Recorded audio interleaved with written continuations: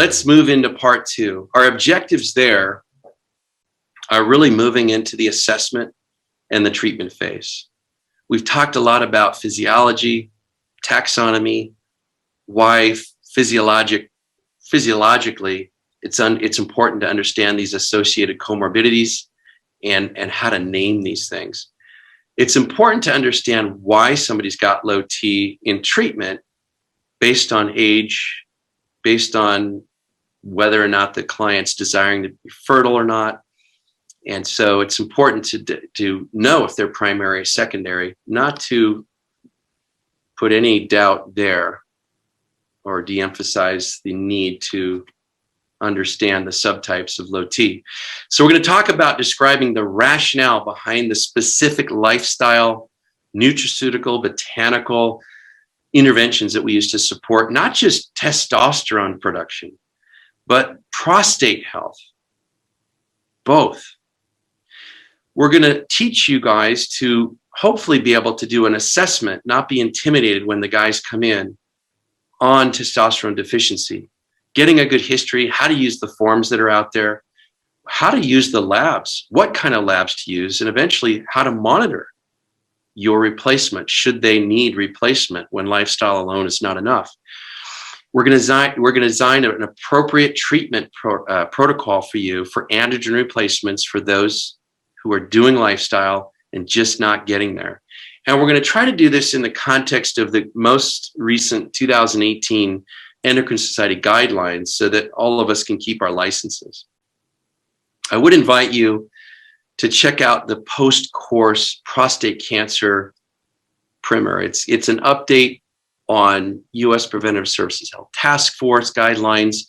It helps make sense of the madness of PSA to PSA or not to PSA, biomarkers, the more advanced biomarkers, biopsy questions, and how to manage along with your local urologist. I think it's important that we're proactive in understanding what these shared decision-making discussions with our guys when they come down with prostate cancer. So there's my plug for the post-course. It's 60 slides, it's doable, doesn't take long. Check it out. Evidence icons you know about. So in starting the second part of the talk, point of contemplation, we're not just talking about increasing the endogenous production in our PTSD mnemonic, or even augmenting with TRT or testosterone sparing prescriptions by getting exogenous sources in, guys. We're talking about preventing that downstream drift to DHT and estrogen from taking over because of insulin being too high, prediabetes, inflammation, and stress. And we're talking about liberating and increasing the fraction of testosterone that is free by manipulating SHBG. And how do we do that? Well, we know from yesterday's talk, great review of what increases SHBG, know that in Monday morning's practice, it's age is the biggest factor. As guys age, their sex hormone binding globulin gets up, closer to the 70, 80s, high end of normal. And it just makes that total testosterone really tough, especially when they're kind of borderline low normal, to know if you can trust that total T. We're going to talk about labs later here in this presentation and how to get around that. But age is probably the single biggest contributor to SHBG being high. Yes, pregnancy, we're fairly safe that that's not going to be the case on this doc, but hyperthyroidism, know their thyroid status. Do they have chronic liver disease? This is going to upregulate SHBG, making them relatively low T. Excessive vitamin D, who knew that, can raise SHBG. We talked about BPA raising it already, in addition to affecting T levels directly. Now it's doing it indirectly by decreasing the amount of free bioavailable. Estrogens, so those women that are sleeping next to these guys with their wonderful BHRT creams and potions, if they're getting exposed to those estrogens, they could be getting SHBG bump. Probably the most clinically important thing is outside of the aging is to be aware of their diet, especially older guys. If they're vegan, vegetarian, they've got low protein, low fat diets. Hopefully no one in our practices is still eating low fat. Maybe the ApoE44 crowd, but know that those diets that are deficient in that, they're associated with higher SHBG. And then we've got our conditions associated with what's decreasing it. And I'm looking at modulating or decreasing SHBG in the men's talk. I'm not worried about endometriosis and breast cancer and having too much free estrogen in this talk. I want more free testosterone. So we know that these insulin resistance symptoms and diagnoses are associated with low SHBG. Who knows? Maybe it's some kind of an evolutionary adaptation to make more free T in these guys that are at high risk. Not sure why that is. Hormone situations, progesterone, androgens themselves, you guys learned all this yesterday, are associated with decreases. Estrogen on the other side, increases. And then meds and supplements. We know that cortisol and prednisone, glucocorticoids are associated with decreases. Whey protein can decrease. So again, protein and diet having a play here. And then nettle and fish oil, some weak evidence there. This is one looking at the diet in a 40 to 7-year-old guy's diet's low in protein may be associated with less bioavailable T because those diets are associated with elevations in SHBG. Fish oil, this trial looking at saying that EPA and DHEA probably, when they're replete, have an impact on decreasing SHBG in these middle-aged elderly men. Know that in your toolkit, you guys have the SHBG handout, and I put that in a slick laminate in each of my exam rooms. I also have this in each of my exam rooms.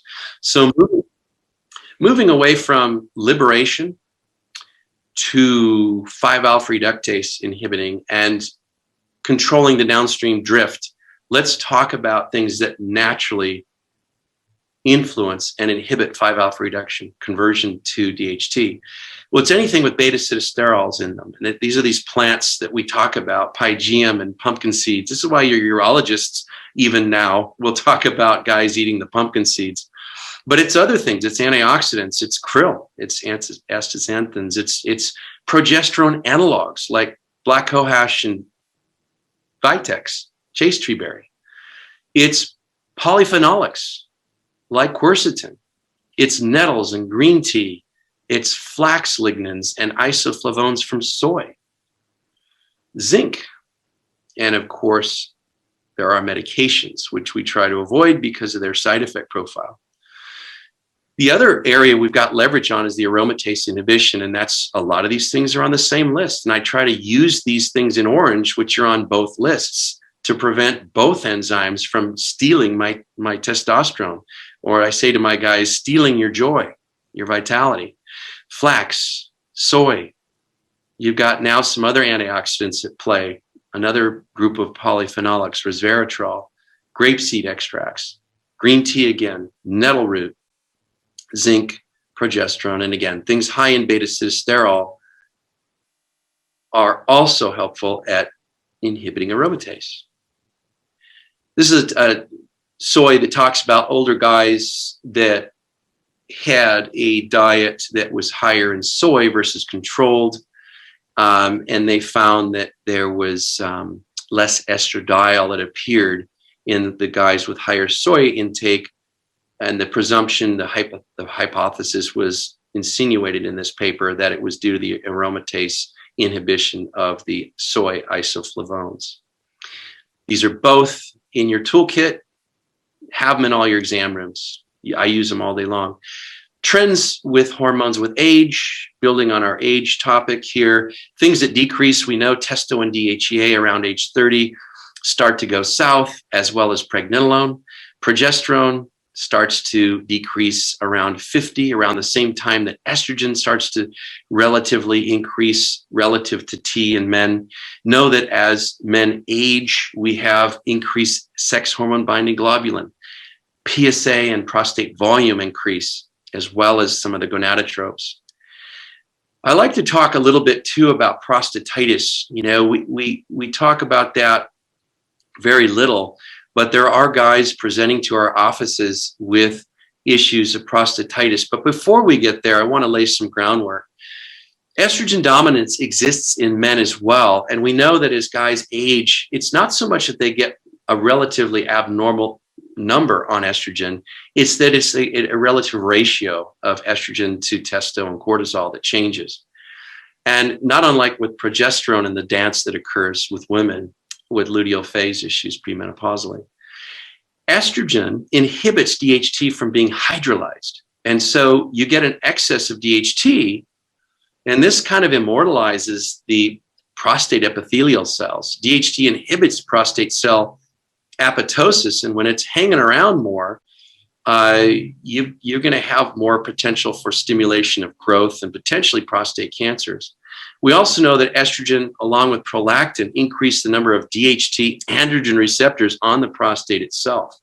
Remember from Joel's talk yesterday how estrogen increases androgen receptors, progesterone in its own, and progesterone blocks the synthesis of estrogen receptors. Well, here's another to add to that list. Estrogen increases androgen receptors, DHT specifically, in the prostate. We're going to talk a little bit about leptin. Joel really hit this yesterday before the break. We've got just about 10 minutes here. In 94, this was discovered. It's a peptide hormone. It's made by adipose cells. We call it the starvation hormone because it's the one that lets the brain, the hypothalamus, this kisspeptin complex, know when there's adequate fat supplies, energy supplies, or not. And this whole concept of leptin resistance looking kind of like inadequate leptin.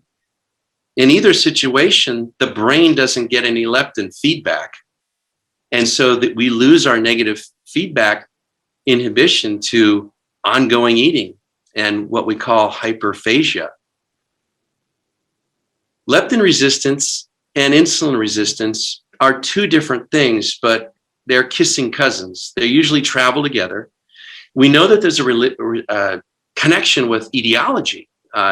Obesity triggers insulin resistance. Insulin resistance is associated with dyslipidemias, in particular high triglycerides and high VLDLs. And triglycerides, come to find out, block leptin from crossing the blood-brain barrier in this paper, getting the message to the hypothalamus, potentiating insulin resistance. Joel alluded to this yesterday about endoplasmic reticular stress and the protein signaling that's involved there. We know that there's this huge link now between excess energy, overeating, obesity, and not only insulin resistance, but leptin resistance as well. It's the obesity and inflammatory mediators that seem to upregulate these kinase protein cascades, which inhibit the serine phosphorylation needed for insulin receptors to work on the cells, aka insulin resistance gets worse with obesity and inflammation.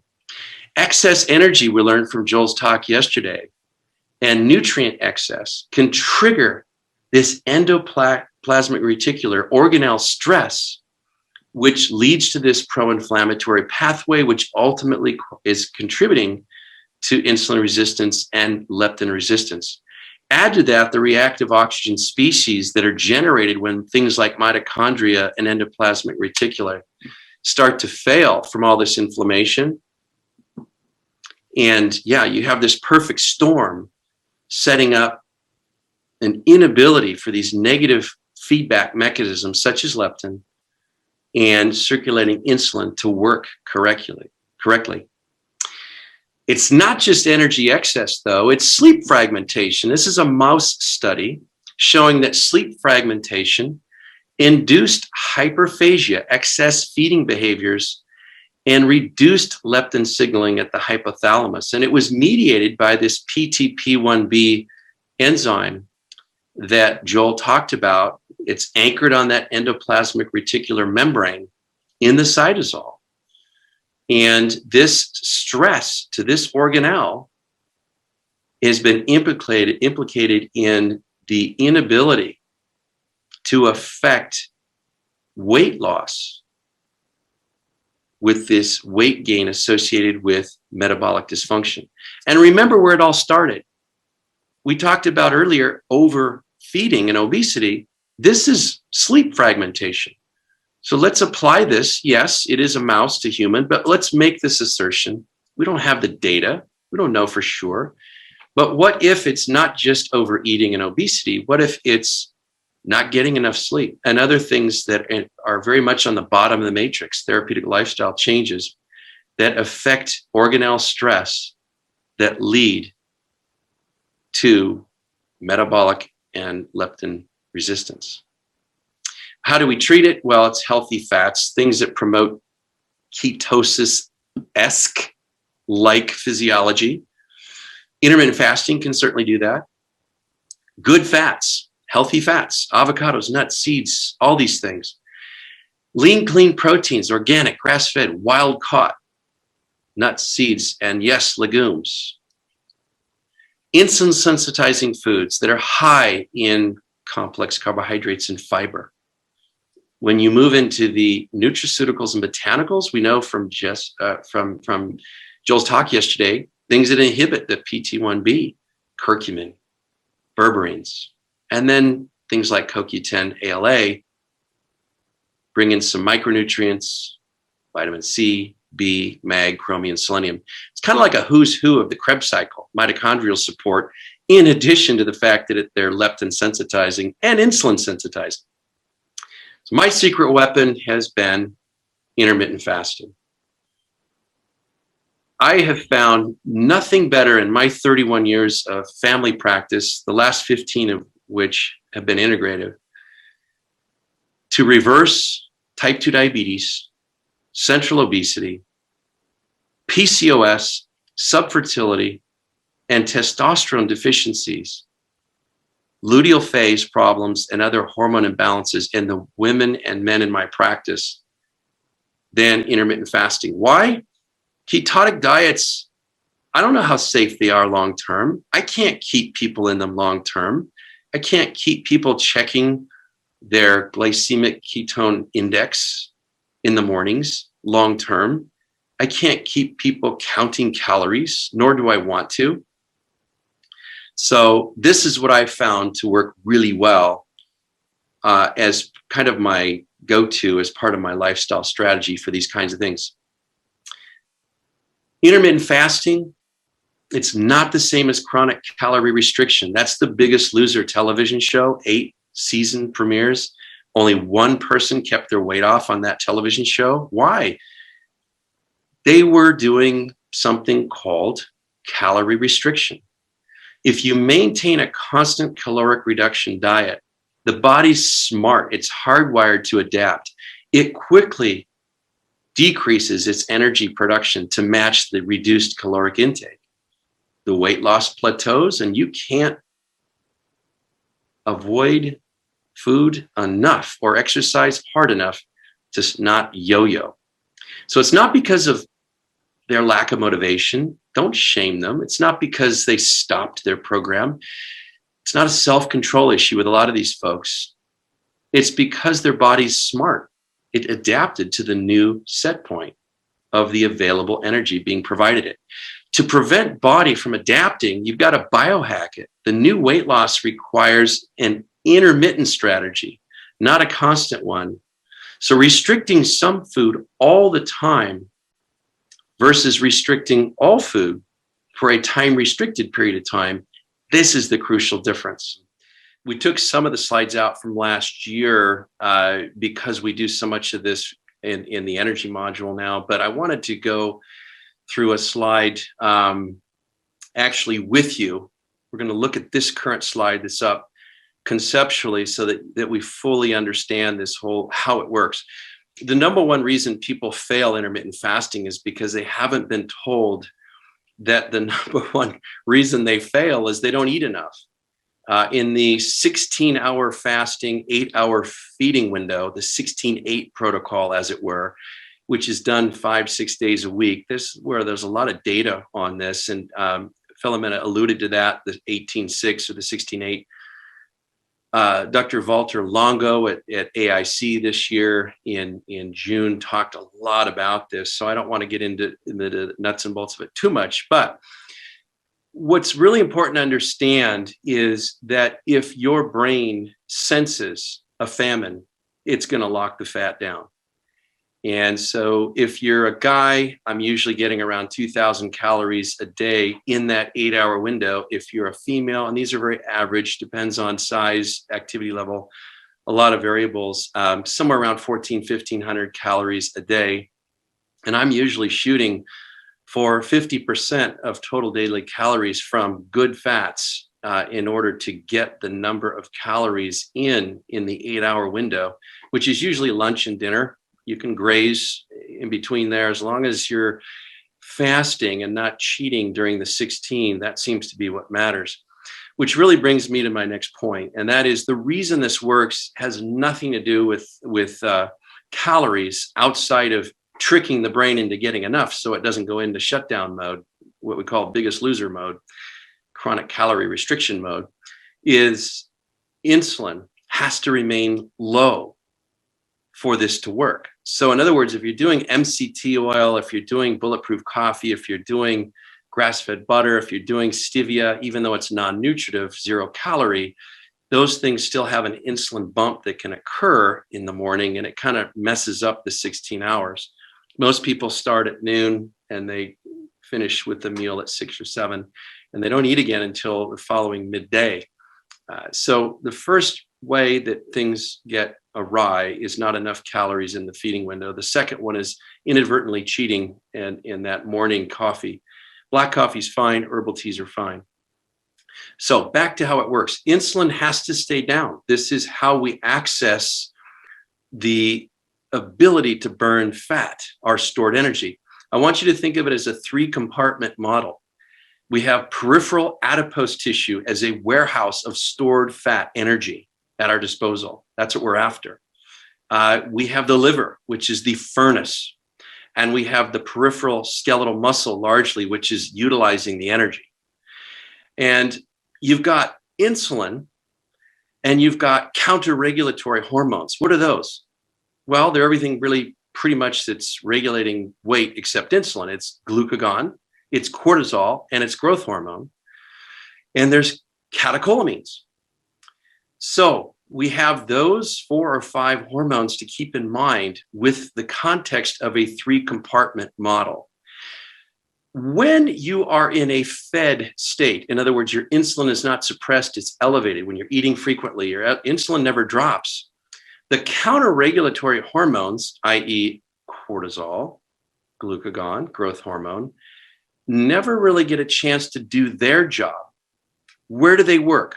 Growth hormone, cortisol, glucagon primarily work at the level of the liver, the furnace. There's a little bit that occurs in the peripheral fat as well, but glucagon, cortisol, and growth hormone promote ketogenesis, ketone bodies, and promote beta oxidation or burning of fat. So when the fat's allowed to be brought in from the adipose compartment, number 1, to compartment number 2, the liver, the furnace, in a non-fed state, these counter-regulatory hormones are wonderful at ketosis, at beta oxidation, at inhibiting lipogenesis, fatty liver disease. In a fed state, when insulin is elevated, those counter-regulatory hormones are trumped by insulin. They are ineffectual, they don't do their job, they don't work. So we get instead a decrease in ketosis, ketogenic, ketone bodies. We get a decrease in beta oxidation in the liver, burning fat. And we get problems with things getting stuck in the liver. So we have ketogenesis occurring as opposed to ketolysis. And it's this fatty liver that occurs in a constant fed, elevated insulin state. So it's all about the insulin. So when you have diabetics, we're telling them to eat 6 small meals a day. Enough said. Is that really what we should be telling them if we believe in this model? Which I do. I bought in hook, line, and sinker because it seems to work. All right, enough about fasting. There's your references. So we're going to get into how to crank up testosterone au naturel. This is particularly appropriate slide because the Tour de France is still going on, and they climbed Mount Ventoux in Provence region, southern France this year, a couple of days ago, and very exciting. It's the hardest hill climb in cycling, professional cycling, around, and we're talking about cranking it up. So this is a paper looking at diets and testosterone. Come to find out that if you look at the relationship between serum testosterone and look at Mediterranean style of eating versus low fat versus a low carb diet, this paper and Haynes data looked at that the men that adhered to the low fat diets had the lowest levels of serum testosterone. Now, there wasn't a huge difference between the different types of diets, but we should never be telling our guys with low T that that they should be doing any kind of a low fat type diet. Mediterranean cardiometabolic food plans that we have here are kind of the maintenance for these guys. So that's talking a little bit about diets. What about exercise? This was 90 abdominally obese Asian males who were on a caloric type restriction. So already you guys are going, oop, is that the right thing to do? But anyway, they had looked at, in this paper, less than 150 minutes a week of moderate intensity cardiac exercise versus more intense, over 200 minutes per week. So no big surprise. They're the group that exercised less than 150 minutes versus the ones that were over 200 minutes per week. They had more improvements in testosterone, weight, central obesity. In particular, they had improvements with sexual function in addition to their testosterone levels. So more of this moderate intensity cardio was a good thing. What about strength training? Well, we know in both younger and older men in multiple studies that you're going to improve testosterone with strength training and with cardiovascular. They both work. And in fact, HIIT, high intensity interval training, which is that more intense, very, very infrequent number of times per week, you want to recover. Both this and strength training raise T. This is a paper showing how HIIT therapy raises both total and free T fairly significantly in sedentary older men. What about micronutrients? We've talked a little bit about sleep and stress management. We've talked a little bit about exercise. And now I want to talk about what else you can do. We've got studies that show that things like D3, zinc, mag, selenium are very favorable in androgen production. Vitamin A, more of an issue in the role of spermatogenesis. You need both vitamin A and adequate testosterone for that to occur. This is a study in chickens, not humans, that looked at the fact that when they're exposed to cadmium, that there are challenges posed to our antioxidant enzymatic systems. This one's looking at superoxide dismutase and glutathione peroxidase, as well as testosterone and selenium serum levels. And what they found that these chickens that were exposed to these things that had those abnormalities occur when they were concurrently supplemented with selenium, which supports, as you guys know, glutathione peroxidase, it actually ameliorated some of the testicular histologic changes that were seen and the cadmium-induced, heavy metal-induced, toxin-induced pathology in the testes, improving the antioxidative enzymes. Pretty cool. Who thought? We just thought it was for thyroid, Dan. No, it's all over the place. It's with T as well. Zinc is important for sexual health, and it's a group of study guys here looking at infertility due to low T. We know that in this particular paper, when you treated just for 6 weeks, infertile men with decreased testosterone with zinc, 60 milligrams a day, 22 of the 37 had improvements in not only their testo levels, but great improvements in their sperm counts from 8 to 20 million. We also know there's specific population of people that are undergoing hemodialysis, as well as those with chronic kidney disease, if you're seeing a lot of patients with GFRs less than 30, this is for you. Know that they often have low T and they have low zinc. That's often behind that. So this paper looked at hemodialysis patients with low levels who were supplemented with zinc, and lo and behold, 6 weeks, 250 milligrams a day of just mag sulfate. Serum levels of T, LH, zinc were increased significantly over controls. Vitamin D, wow, right? Just put it in the water. It's an amazing thing, hormone, and the male reproductive tract is certainly a target for it. This is a study looking at 200 healthy, overweight, non-diabetic men who either got 3,000 IUs a day or none, placebo, for a year. Well, they had better testo, and it wasn't just total, it wasn't just bioactive, it was also the free elements, all three from D. What about botanicals in raising testosterone? Lots of buzz around this. This is a literature search on this patient, or this topic, looking at Cochrane data, PubMed, for a 16-year period, Web of Science, huge databases on this topic. And some of this, to summarize what we found, is that one of the things we all kind of were taught to use was Tribulus terrestris as something to bump T. And in fact, maca often is touted as something that can help with testosterone. What we in fact found with this data review, systematic review, is that in fact it was longjack, mucuna with their proper names, ashwagandha, fenugreek, and blackseed that had data showing that those things improve serum total T, as well as improving sperm counts. What was missing is the tribulus. So we're going to go over that in a minute. The scientific evidence supports the use of mucuna and ashwagandha in improving serum T concentrations and sperm parameters. It was inconclusive in that 16-year data set that Tribulus terrestris was a good T booster. It looked like it worked well in sperm parameters in human data, idiopathic infertility in particular, but not so much as a T booster. Again, looking from the North Shore of Lake Tahoe towards Heavenly Valley, the South Shore of Lake Tahoe.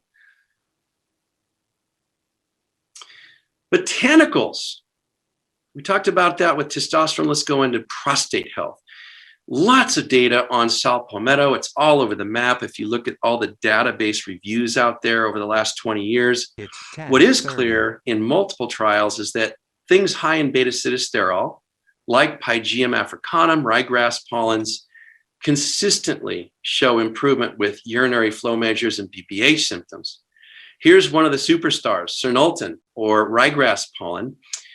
This is a randomized blinded trial that showed significant improvement with alleviating nocturia, frequency, and voiding characteristics. It does this by inhibiting prostate cell growth, so that androgenic receptor issue. It's helping with reducing prostaglandin stage type 2 and leukotriene 4 series, which are all pro-inflammatory.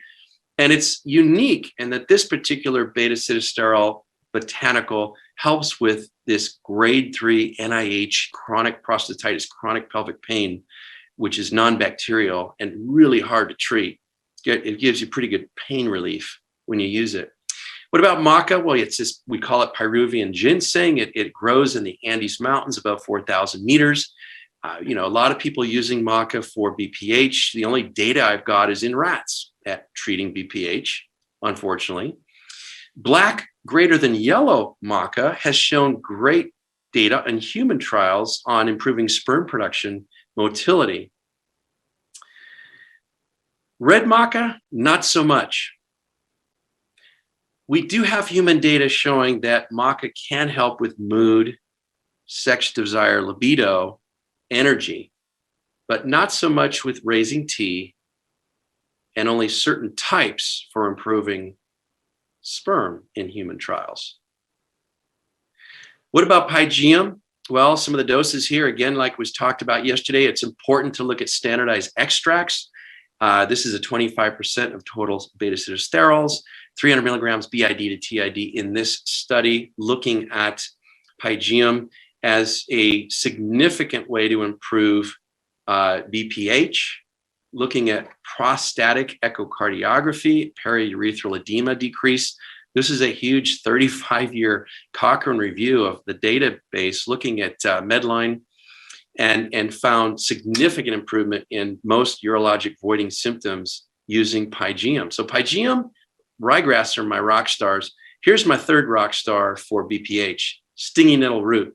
Randomized blinded trial, crossover, 560 guys, 6-month trial, showing modest decrease in prostate size, again on transrectal ultrasound. These three work. They rock. Don't use the leaf, use nettle root. Saw palmetto's all over the map, I mentioned, and we have JAMA with a 98 study saying, hey, it works. It works better than placebo. And in fact, we think it works as good as finasteride with 5-alpha reductase inhibitor prescription with less side effects. Fast forward from 98, JAMA in 2011, bigger study, more centers involved, randomized trial, 6 years, titrating the dose from 320 to 960 milligram a day against placebo. Didn't work at all, not any better. So saw palmetto is all over the map if you look at the data. When you combine it, there seems to be a synergy, and that's kind of the take home with these botanicals for prostate and BPH. If you can find something that's got the 3 or 4 key elements in therapeutic doses, that's what you're looking for. I've got one I use. I can't do it because of CE purposes, but hopefully it'll be a venue where I can share what I use. When you combine saw palmetto with stinging extract, this is a four randomized trials, double-blinded, placebo-controlled. You actually get significant voiding frequency symptoms controlled on par with Flomax, tamsulosin, and finasteride over placebo in a combined state. So synergy is everything with BPH. Micronutrients, moving into that with prostate health. Well, we know vitamin C is helpful for BPH. It inhibits the testosterone-induced hypoxia-inducible factor that causes prostate hyperplasia. It blocks that somehow. And so in this paper, they talk about using vitamin C to combat BPH. So does zinc. Zinc can help. Now, what we see is as men age that their estrogen can outcompete with intestinal absorption zinc, and we get more estrogen as we age. So we're kind of set up as we age to have issues there. Zinc helps with DHT, modulating it in 3 ways. It's a weak 5-alpha reductase inhibitor. We know it inhibits aromatase as well. It prevents the androgens like DHT from binding to their androgen receptors in the prostate itself. It inhibits the prolactin, like estrogen, from increasing DHT receptors in the prostate. So several modalities at which zinc we think is working for BPH. Selenium helps BPH, but more in general, I use this as a general prostate support. Why? There's previous data that shows small changes in the activity of glutathione peroxidase in the blood are reflected with huge changes in the prostate tissue itself. This study looked at if you supplement guys with selenium, you got increased erythrocyte and plasma levels of this glutathione peroxidase stuff. And so their hypothesis was that the guys that were treated with selenium had lower plasma PSA, signifying improved oxidative mechanisms over placebo. So selenium's great for thyroid, it's great for testosterone, a lot of things. Vitamin E, there's a SELECT trial, which I didn't present in this talk, but the SELECT trial was looking at basically selenium and vitamin E and prostate cancer. And come to find out, when you use alpha tocopherol, synthetic vitamin E, there's a 17% increase in prostate cancer. When you look at studies with mixed tocopherols, which is what we recommend, different isomers, you see fewer and smaller tumors when you have animals exposed to cancer-causing substances. Mixed tocopherols injected into mice with cancer cells slows their development. So you have this quote on the bottom saying it matters what type of D, what type, or in this case, vitamin E, you're getting. And spoiler, it also matters what type of selenium you get with prostate cancer as far as risk versus protection. So we alluded to prostatitis. There's 3 different types. These are the most difficult patients I see, my ED patients and my NIH type 3s, which are listed there.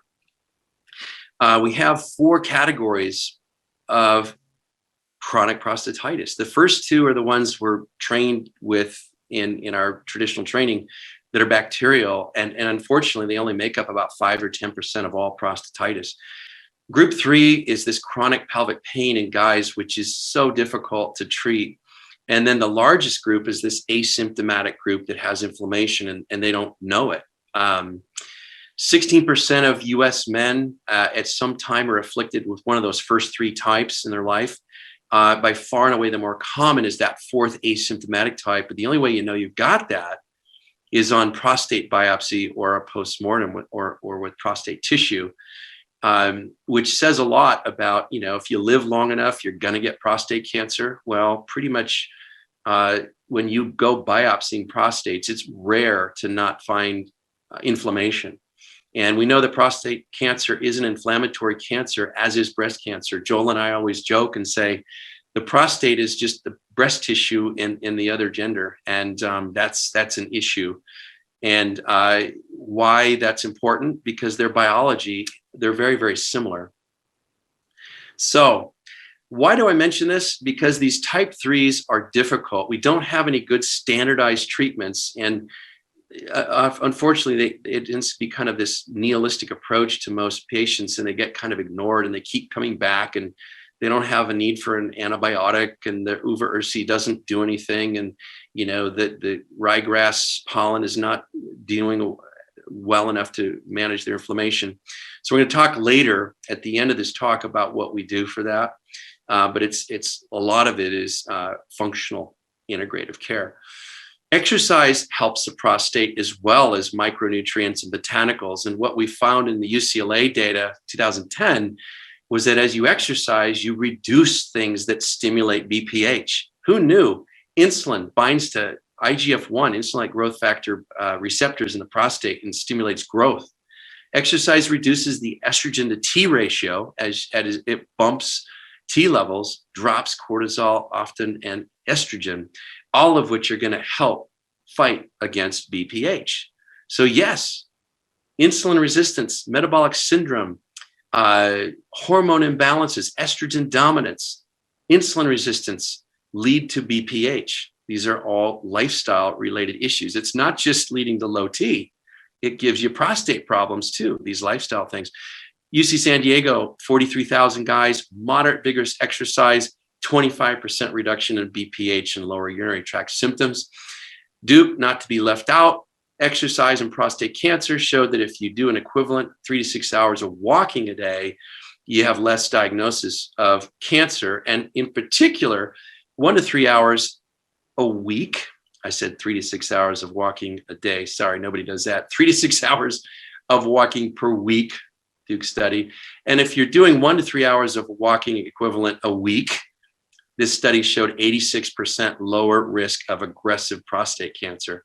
So a lot of guys can do that. 1 to 3 hours of walking equivalent per week. That's a huge reduction in relevant prostate cancer, not just the indolent ones that we don't worry so much about. The Physicians' Health Study had a great corollary with exercise and raising adiponectin, which we know happens. Adiponectin, of course, is that beneficial adipocytokine, as opposed to things like leptin, which are not so helpful when they're in excess. Men who had the highest levels of adiponectin had, in this paper, the lowest risk of high-grade prostate cancer. We know that exercise elevates anti-inflammatory markers and suppresses inflammatory markers. And this is a great study looking at adiponectin as a mediator of just that. The components of metabolic syndrome have a role with prostate health. It appears that insulin and truncal obesity are the major culprits. And we know that high insulin stimulates sympathetic tone in the prostate, but also binds to those IGF-1 receptors and stimulates prostate growth. It kind of immortalizes what's going on there in the prostate. Remember about DHT and having too much of that around, inhibiting apoptosis that's naturally occurring in the prostate epithelium. Visceral fat causes increased estradiol, which increases the DHT influence. Remember, it increases the number of receptors in the prostate, inhibits its metabolism. So you got more DHT around and you got more receptors for it to bind to. And just remember, the insulin resistance and obesity themselves elevate systemic inflammation, which leads to increased BPH. So everything that I said about lowering testosterone and lifestyle, most of those things also contribute to BPH. And I would promote also great data to suggest possible associations with prostate cancer and precancerous prostate inflammation syndromes. So what does a prostate healthy diet look like? Well, it's in your food plans, but it's one that's limiting a lot of arachidonic acid foods, so high in dairy and meats, in particular processed meats, grilled, fried, barbecued meats.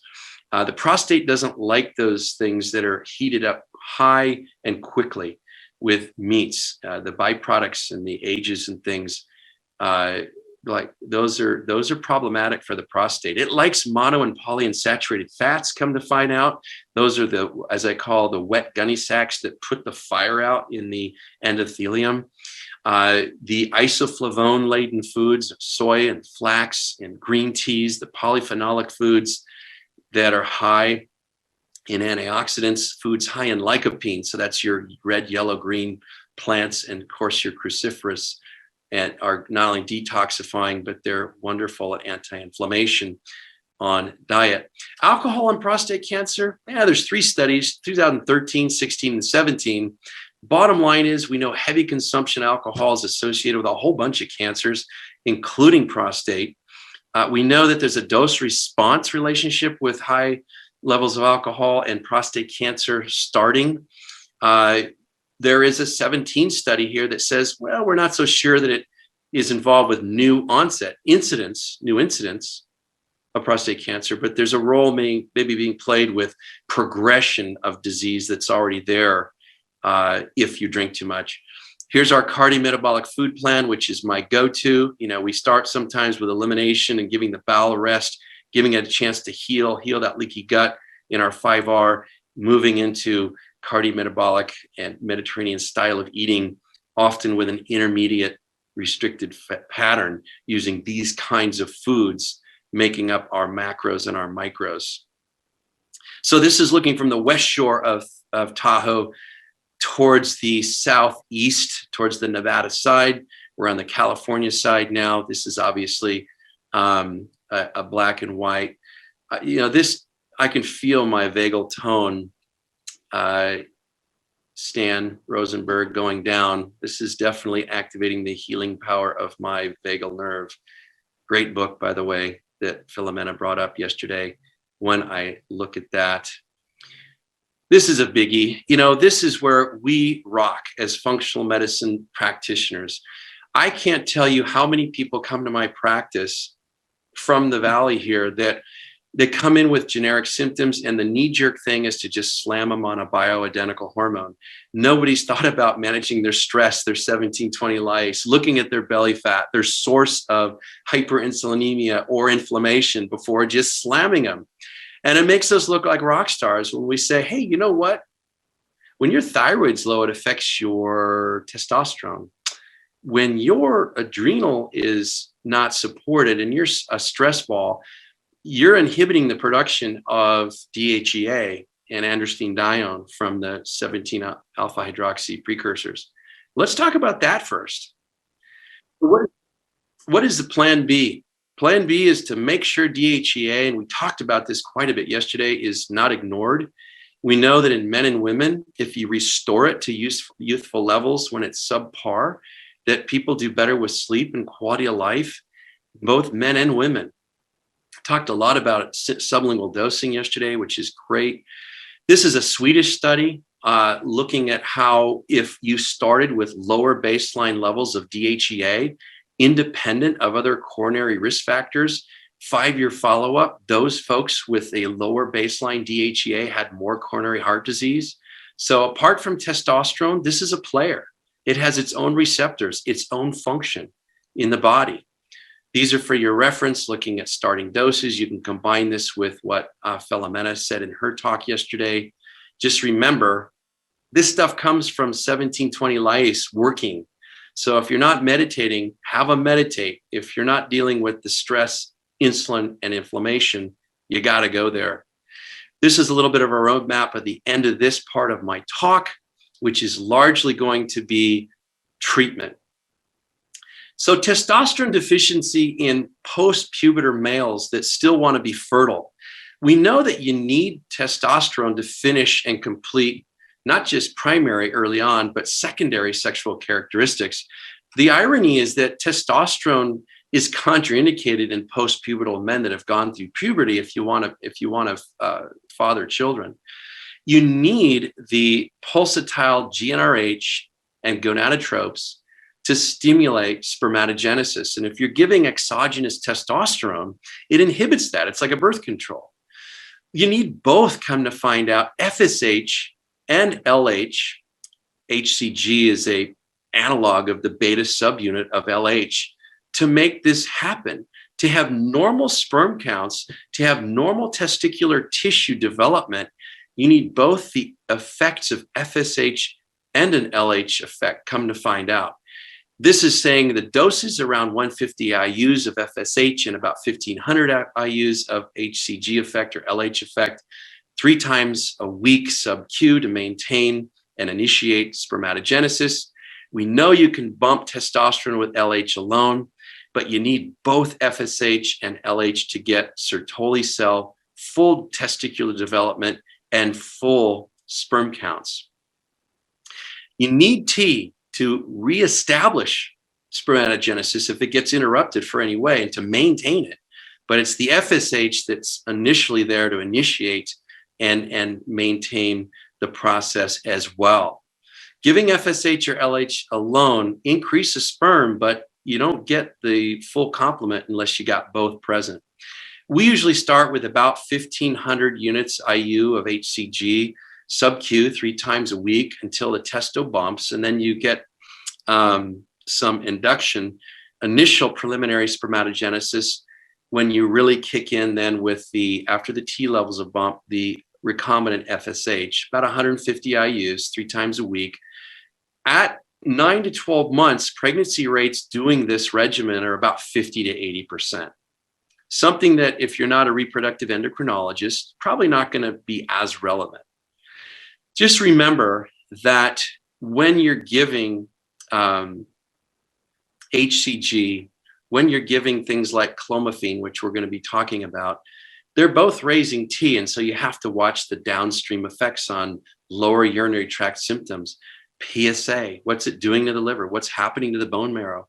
Don't cause erythrocytosis and polycythemia and not know what's going on. When fertility is not a goal in these young guys, you can use TRT as monotherapy. Just know that when you use TRT, testicular atrophy, erythrocytosis is going to be more common than using these testosterone sparing replacement options. To be a candidate for HCG or Clomid, though, you've either got to be a young guy that still wants to, he's got low T, but wants to remain fertile, or an older guy who doesn't really want to be on T for whatever reason. You got to have responsive gonads, though. In other words, to use HCG or clomiphene prescriptions to raise T and avoid testo use, you got to have working gonads. You got to have a secondary type of hypogonadism. Primary hypogonadal failure doesn't work. And here's why. HCG is basically acting like LH on the Leydig cell. So you have to have a Leydig cell, a testicle that responds to LH or HCG in this discussion. It's a little more expensive. It's off-label compared to clomiphene or Clomid. You don't see the central suppression like you do giving testo, so you don't see the testicular atrophy or the contraception. Their sperm counts are maintained. Clomiphene, this is the one I use when I'm not using testo, especially on younger guys. You can start with 25 milligrams a day. You can do holidays where you're 5 days on and take the weekends off. No central suppression of gonadotropes. You don't have to worry as much about erythrocytosis, bone marrow stimulation, problems with atrophy, testicularity. The biggest side effect I see is water, weight gain, retention. I don't see some of these other things, but I put them there for your complete picture. Sometimes they'll get gynecomastia, complain of being more emotional. Usually it's because they've started with too high of a dose. That's why 25, either once a day or QOD, that's where I'll usually start. And then I'll recheck them at 3 months to look and see what kind of a bump I've gotten on their T. The current endocrine guidelines say only treat men's with signs and symptoms of low T. Don't just do it because their lab is abnormal. Make sure their lab is messed. You don't want to have a partial diagnosis. Remember the 3 criteria: signs and symptoms, abnormal lab, physical, and history that are consistent. So you want to have a couple different abnormal labs, and you want to make sure you've checked your sex hormone binding globulin and or free T to make sure that that total testosterone is reliable. Because remember, 60% of your testosterone is bound up to sex hormone binding globulin kind of irreversibly, unlike albumin, where it's free flow, part of the bioactive, bioavailable. And so it's kind of taken out of the picture. So if you got a guy with kind of low normal serum total T, they're the ones you really want to look for these situations that can cause elevated SHBG and make it look like they've got a better total T than they really do. The free T or the SHBG will tell you that. You can do either or. Just know that when you get one abnormal total T, you're going to be confirming it a few days later at another time. You want to add some of these other labs so that is it going to be safe to start TRT? Are they primary? Are they secondary? What's their LH, FSH? What's their prolactin? What's their CBC? Is it safe to do this? Or they already have, polycythemia, a really high hematocrit from their apnea. So on confirmation, you need to do the FSH, LH to know if it's primary or secondary. You're going to be doing those other tests too to know about the person in front of you. Talk about risk and patient decision making. Risk benefits huge. Document it in your chart. The purposes they feel, and I feel, is to induce not only secondary sex characteristics, finish puberty, but to correct symptoms of low T.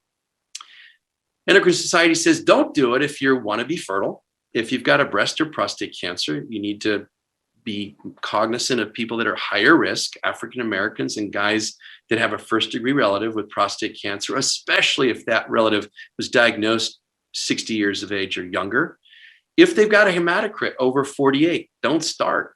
Find out what's going on. If they live at Everest Base Camp, well, then okay, you can go a little higher. But most of my patients have got apnea if they're not smokers with high crits.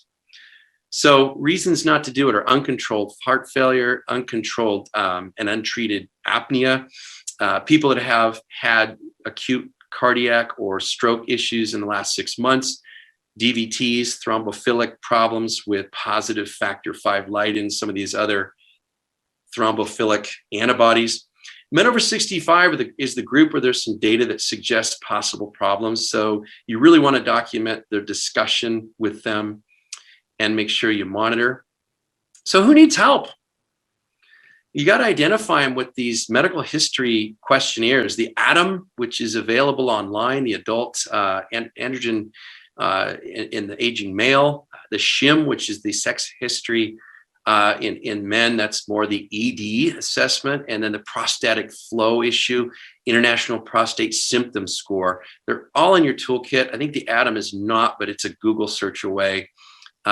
I use them in all of my guys over 40 when I do their annual exams. These are just some other questionnaires for men's health that I found helpful. These are largely what's used in the literature when they're doing studies. So those of you that want to get into men's health and critically review and use the POEMS acronym for how to find out what are good studies, know about those questionnaires because they talk about them in all the data.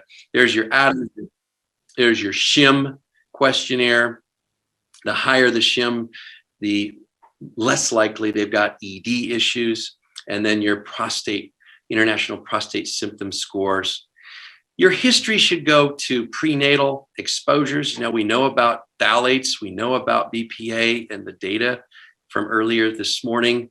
Did they have delayed puberty? Did they have mood issues and signs and symptoms of structural deficiency, lack of testosterone with chronic bone issues and back pain and recurrent, avulsions. Your 40-year-old tennis player who's avulsed his Achilles, rotator cuff issues. Think low T when you hear about structural abnormalities. Of course, on physical examination, you're basically looking for somebody that's got metabolic syndrome characteristics, right? It's decrease in body hair overall because of low T. We call it the shiny shins syndrome. Problems with gynecomastia, small testicular volume, less than 25 ml size there, soft, squishy, not firm, decreased bone and muscle mass, problems with central obesity, and some of these rare forms of secondary hypogonadism, things like loss of smell, Kalman's syndrome. So T replacement is all about it being individual. You got to sign an informed consent for all these sex steroids. Bottom line is, we don't worry so much about low-grade, localized prostate cancer and treating these guys with testosterone if they're low anymore. I co-manage them with my urologists, but because we don't see manipulation of the testosterone level in serum in physiologic ranges affecting prostate cancer cell biology, there's this saturation model that's referred to here. It's really thought to be kind of a non-issue, again, with the right candidate and selecting the right gentleman. We know that with diagnostic testing, serum is usually the best bang for the buck. We use that first fasting, usually with younger guys especially. It's important to do it early in the morning. There's a 24-hour from last heavy exertion, 8-hour from last meal, ideal timing in the morning. Guys over 45, not as important because they lose some of that diurnal variation of peak T in the morning, and it's a little bit more similar throughout the day over age 45. When it's abnormal, the total T, you got to confirm it on that second day, like the Endocrine Society recommends. And these are the tests, the other labs you're going to do on that confirmation to know what's causing it and what's going on with your downstream metabolites. There's that diurnal variation, the green being the young guys, blue being the older guys throughout the day on the horizontal axis. And then thirdly, 3 to 6 months after you start testosterone replacement therapy or these other testosterone sparing therapies like Clomid or an HCG, you're going to be rechecking cardiometabolic things like blood pressure, their lower urinary tract symptoms. Are you making their BPH worse, giving them testo, which can stimulate DHT? Do they have problems with mood, breast tenderness? And you're, of course, going to be checking at 3 months labs like the PSA, your testosterones, liver, and downstream metabolites, estradiol and DHT, as well as the hematocrit. After that, annually. If they're stable, annually. And PSA, you don't even have to do that annually if they're a low-risk patient, which the post-on-site or post-live stream talks a lot about with my prostate cancer deal. Saliva tests, there's data that says they work. There's problems with salivary monitoring, however, with sex steroid hormones, with shipping and serum contamination. It's not something our endocrinology colleagues are acquainted with, and there's some interlab problems. Yet there are studies that show it correlates well with free T. It's touted to be a good representation that way. What do? I use serum. It's got more studies. It's tried and true. I find it easier to use serum cost-wise with diagnosis and following these folks. Desiccated urine's the new kid on the block. He doesn't require a stick, doesn't require, any issues here with freezing, putting it on ice. It's 4 points on a single day on dried filter paper. It's been shown now to be equivalent to a 24-hour urine collection. You've got the ability to not only measure the hormones, but the metabolites. What I like too is some of the vendors now are including the organic acids that are pertinent to mitochondrial function, things like pyroglutamate and how it relates to glutathione. things like vitamin B6 with some of the organic acids that are included. You can use the dried urine for an estimate of urinary free cortisol. It needs some more external validation, and I'm a big fan of salivary testing for 4-point cortisols, which you can get in some of these same vendors' kits. My impression of the technology is that it's more reliable than saliva. It certainly correlates more closely with serum testing when you're following HRT. It follows serum and urine, dried urine, track very closely to the biomarkers that tell me that we're getting actual tissue levels. It correlates with neurovascular effects by vasomotor symptoms very well with serum.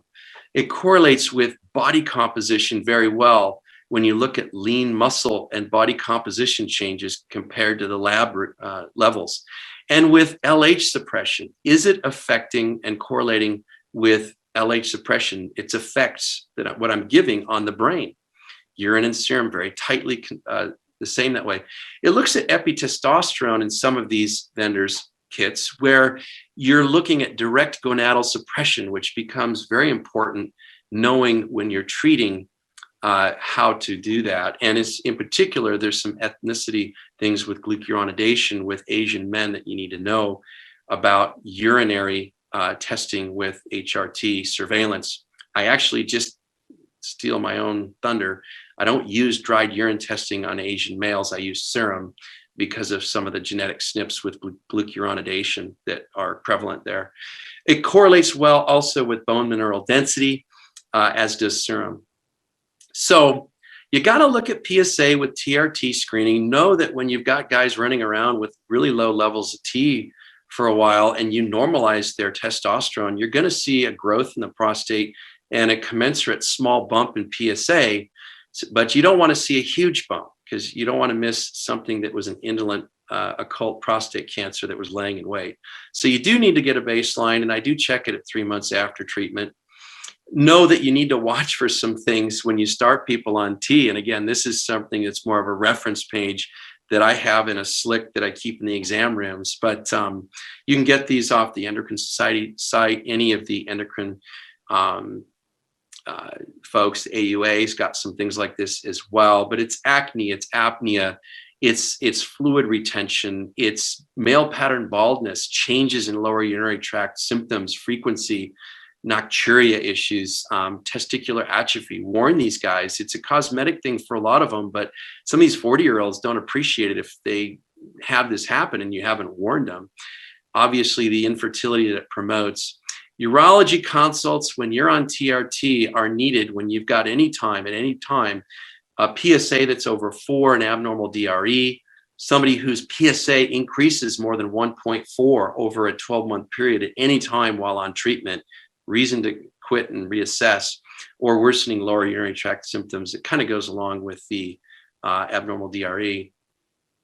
The modes of delivery, well, there's intramuscular injection, which is the least expensive. There's the most popular, which are the gels, which are tenfold more expensive when you look at retail sales in the United States over injectable. There's oral forms of troches and drops, which I'm less enamored with. Know that in intramuscular injections, there's several different esters with different half-lives.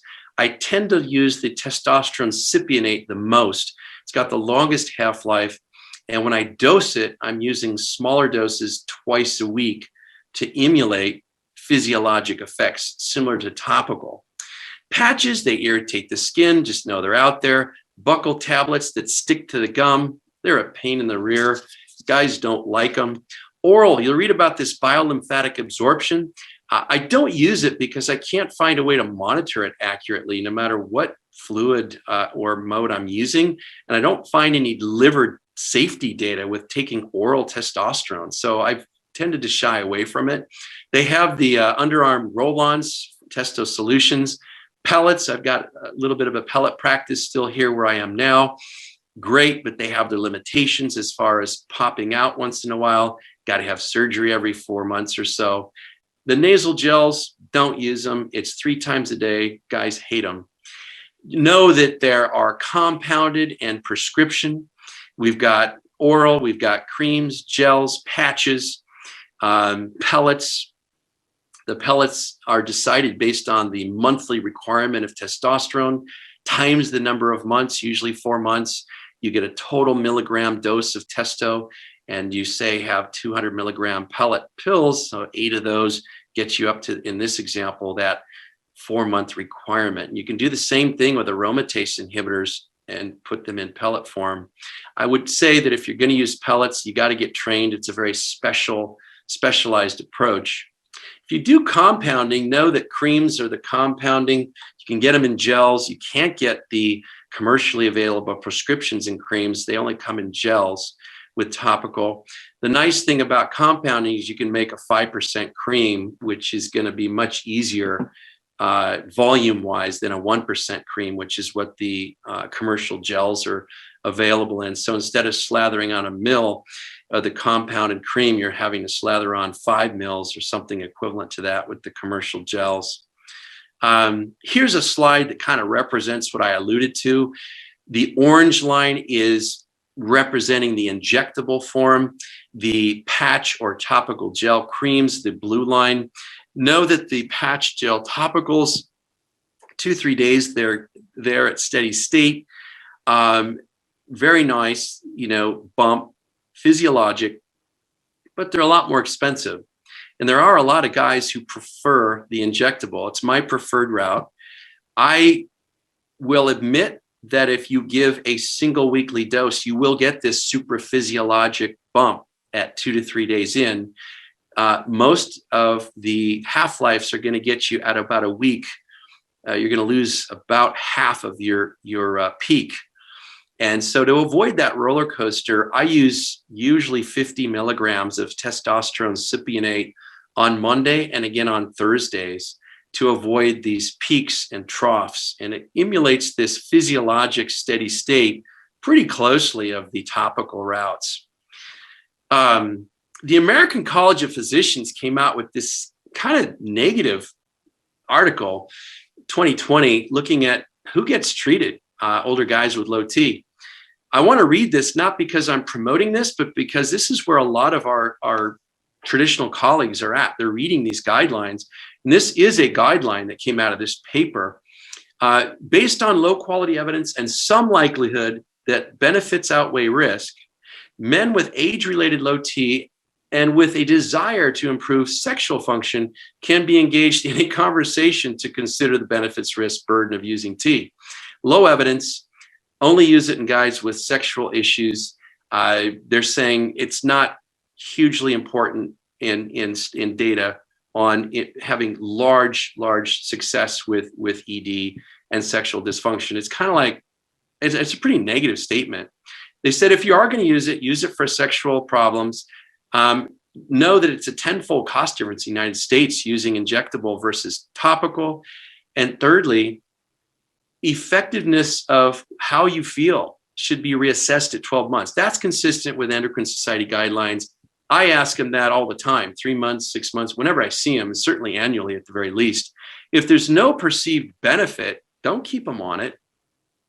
Most men who have low levels of testosterone and take T for general symptoms of energy, vitality, cognition, physical function, according to this paper, minimal returns. And really treatment, they're saying, should be restricted to sexual function issues. I'm not saying I'm agreeing with that. I want you to be aware that that's a guideline, practice guideline that's out there from 2020. All right, we've got about 5 minutes here before Joel comes on. Clinical takeaways. Testosterone replacement therapy has some positive effects on some men. Increased muscle, bone is huge. A sense of well-being, possible improvements with sexual function. Know that it's not ubiquitously embraced by traditional practitioners. Some of the clinical data, not looking at just observational and epidemiological studies, which we spent the earlier part of the morning reviewing, is less enthusiastic.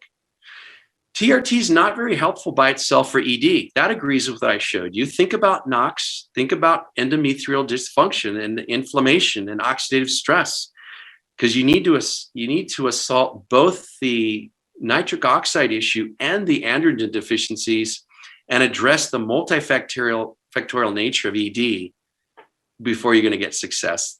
They do acknowledge that there are data now that show testosterone therapy in guys that are low, who are pre-diabetic and diabetic, have improvements, and they're measurable. Improved A1C. They kind of, patted this down as not being significant, but I know a lot of drugs that don't drop your A1C half of a unit. So limited studies on coronary artery disease. Be careful in older men. TRT really doesn't raise PSA levels significantly. You still need to watch for those occult cancers, but in men that are appropriately selected with localized prostate cancer, low grade, low stage, we're using it and co-managing it with urologists and urologic oncologists routinely now in the practice. Here's what I talked about early on, that total testosterone. If you're using that as a gold standard, which is equivalent to the calculated free T, know that if it's 280 or above, it's a great way to rule out if you're looking at labs. If the values are below 200, it's a great way to rule in hypogonadism. Now that's using thresholds. I'm not a big threshold guy. I like to be personalized, individualized, look at the whole guy. But to give you some objectivity, I want you to see that. Testosterone, do lifestyle first. It's where most of the leverage comes from. You're going to hear that in our follow-up Q&A here over and over and over. I get so much more bang for the buck with the bottom of the matrix. Testosterone support if you need to. It's the last resort. Watch downstream metabolism in these overweight, inflamed, insulin resistance guys. Know that intermittent fasting is a great way to lower insulin, improve visceral adipose tissue, which is such a driving factor with associated low T. Exercise, sleep, stress reduction. Boy, did we hear a lot about that yesterday. All the stuff that Philomena talked about yesterday is so important with T. Don't forget about looking at persistent organic pollutants. I'm talking about organic solvents. I'm talking about plastics, phthalates, BPA. There's a lot of vendors here that are looking at these things, and heavy metals as well, xenoestrogens. They are no friend to endocrinology. Support the adrenals. Remember, DHEA has no feedback. If it's low, it's going to stay low till you support it. And remember that we've got in your toolkit and in your course materials, I believe now, for the first time this year, I've seen this, practice implementation guidelines. This is a down and dirty, what do I do with phytonutrients? What do I do for initial dietary recommendations? And then give me the specifics on personal dietary recommendations. And there is the list of emulates the foods that we talked about. The foods that are high in poly and monounsaturated fats, high in lycopene, basically lots of color, low glycemic load. Avoid these things that are, GMO and non-organic dairies and processed meats, high glycemic, excess saturated and trans fats, too much booze, too much caffeine. For BPH, remember, sal palmetto is kind of all over the map. All these beta-sitosterol botanicals reduce 5-alpha reduction conversion. They're mostly anti-inflammatory with prostaglandin 2 and L-leukotriene 4s. They act with apoptosis at the prostate cell level, and they can help decrease the estrogen to DHT ratio. Nettle root does it. My rock stars are nettle root, pygeum, ryegrass. There's the big three with the most data. Maca, if you're a rat. For BPH, most of us are humanoids, so we're thinking about, maybe with sperm counts for the black and yellow type maca can be helpful. Beta-sitosterols, wonderful, again, for BPH in whatever you can get it in. Pumpkin seeds are my favorite. Zinc is all around helpful for men's health, testosterone, BPH, inflammation, prostatitis, all of it. And here it is again, prostatitis, sal palmetto, ryegrass pollen. You see these same players over and over because of their anti-inflammatory effects.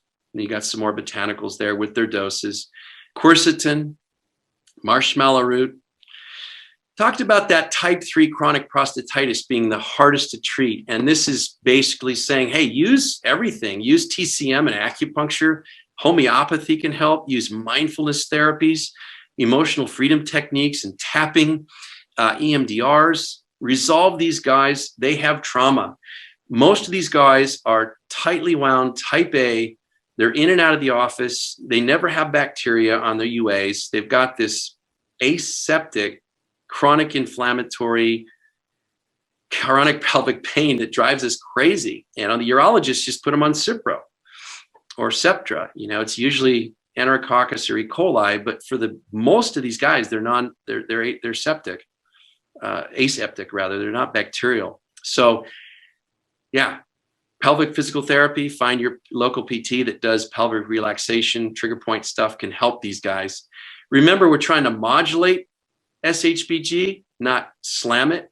Modulate aromatase, 5-alpha reductase, and we're optimizing and making sure that we're not over suppressing the pituitary LH with our replacement, that we're supporting the adrenal with DHEA. Think with ED, it's multifactorial. Get them off their cigarettes, get them off their toxic diet, get them exercising. Look at their periodontal health. If they've got bleeding with gums when they floss, it's a risk factor for ED. Too much booze, too much stimulants, cocaine, amphetamines, not a friend to ED. Hormones, obviously thyroid, prolactin, testosterone have a role with ED. Neurology, CVD, we talked about insulin resistance, obviously diabetics having more ED, but it's too much sedentary lifestyle. And a lot of these meds, SSRIs, antihistamines, benzos, and really appropriate 5-alpha reductase inhibitors. You get retrograde ejaculation with some of these drugs, which is kind of weird. This freaks them out. But if they have ED on those drugs, it's very common. So I try to get rid of those. If you're going to use testosterone sparing regimens in appropriately selected guys that want to retain fertility, remember that you can use clomiphene citrate or HCG, either in combination with each other, either as a standalone, or you can use them with smaller doses of testosterone sparing in combination. They all raise testosterone well. In my parting part of this formal lecture, I want to tell you about a patient that was diagnosed age 63 with prostate cancer in my practice. He's now 80 years old. He was, I think, 75 when this picture was taken. He had a Gleason grade 7 prostate cancer, underwent radical prostatectomy, had positive margins. He had biochemical PSA recurrence, and so got IMRT, external beam radiation, which he's had a cure remission.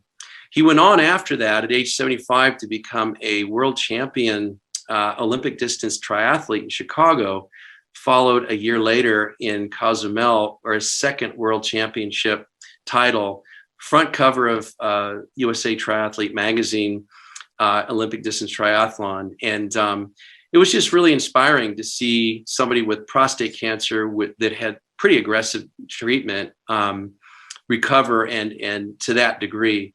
What makes it even more important to me is that this is my dad. So it's pretty cool. Dad is 80 years old and still looks way better than I do with clothes on. He's crazy, but great energy. So thank you so much for your attention, everybody.